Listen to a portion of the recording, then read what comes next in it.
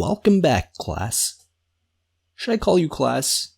I think we should give you a term to describe you better.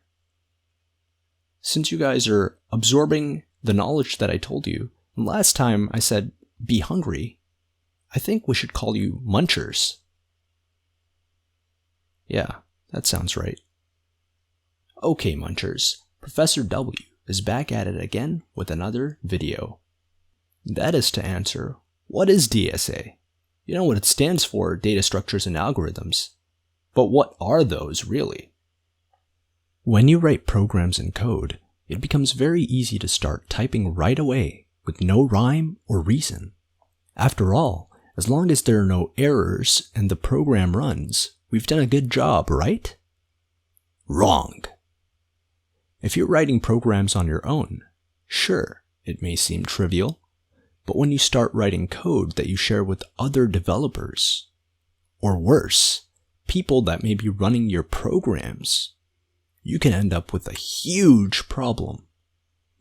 As your programs process more and more data, creating them however you want can cause them to run much longer than they should, or take much more space than they need to. To understand this better, let's take a straightforward example by comparing the act of writing code to cooking in the kitchen. Imagine that your kitchen is your program.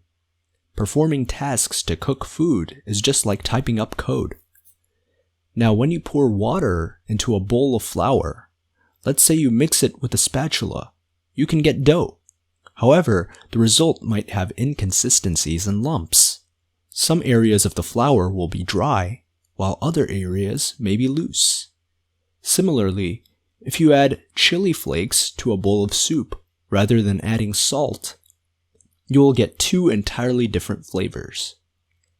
You might be fine with the result, but if this kitchen is serving food in a restaurant, your customers will leave in an instant.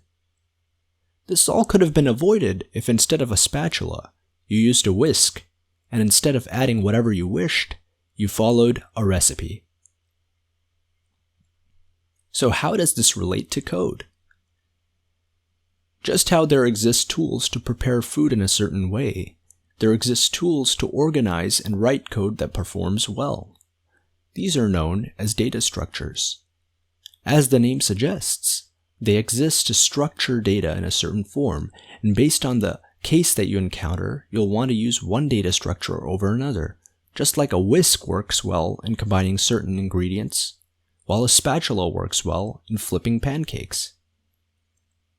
Then what are algorithms? They're a series of well-defined instructions to solve a particular problem. They make use of data structures just like how a recipe may have instructions and asks you to use certain tools. To summarize, data structures are just the tools you use to program, and algorithms are the techniques that make use of the tools. It's that simple. I told you. Thanks for watching. If you liked what you saw here, give it a thumbs up, share it with your friends, subscribe, and hit the notification bell so that you know when the next one's coming. See you next time.